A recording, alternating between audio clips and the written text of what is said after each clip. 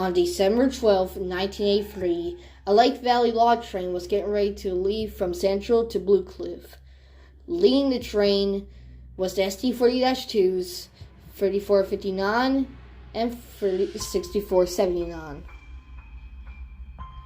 In front of the LV was a Pennsylvania coil train, with GG1 4059 leading, Progress Rail or PRLX, SW9 number 1509, a switcher engine if you want to call it, a remote control caboose, and SW8 number 4715.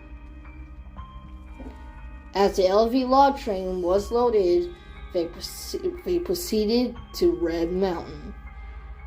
So far nothing was wrong, but as they got near Red Mountain, they hear something on the radio that makes their blood felt cold.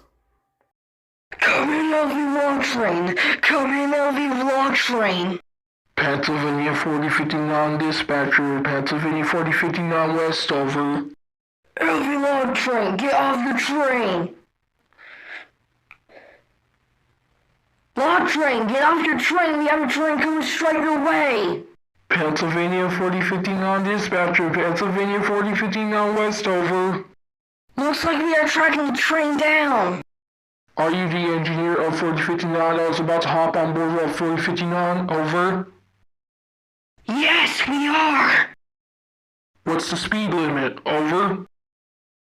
90, 100. The Pennsylvania engine loses its driver from the past, and not even the remote control caboose wasn't helping to stop the train. This can get into a horrible disaster, and the train was traveling over 112 miles per hour. The dispatcher tells the LP to ignore the speed limit and get to the Red Mountain siding as fast as they can to get out of the way. We are approaching the siding. Now let's get some speed. Let's go. The LV crew members realize that they can't get to the siding before the Runnaway, Pennsylvania. We're not gonna make it. We're not gonna make it! They got around the blind curve, and that's where the view of Red Mountain comes in. Same for the GG1 too. And the LV are thrown into emergency. The crewmates either jump from the cab or brace for an impact for the crash.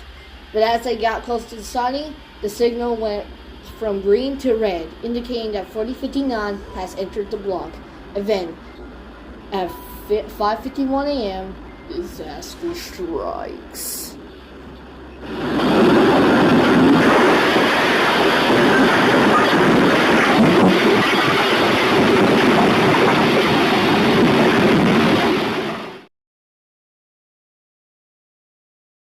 The trains collide head-on at around 5:51 a.m. The two SD40-2s were completely destroyed, while the GT1 ruptured their cab and exploded their cab, suffering minor damage. PRLX 1509 suffered too much damage. The remote control caboose and 4715 stayed on the rails and survived.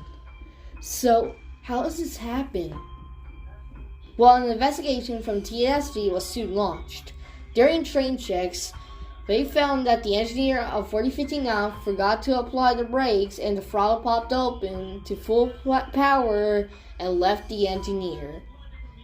And Red Mountain stated the collision at around 5:53 a.m., 2 minutes after the collision occurred. A test train was sent out weeks after the crash to test to see how the log train should get to the siding. The train should have got to the siding quick before the GG1 passed. And now let's take a look at some repairs.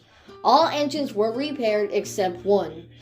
The two SD40-2s was repaired and repainted back to its original paint scheme, until the Great Merger comes in 1996 and was repainted into the RWVA scheme.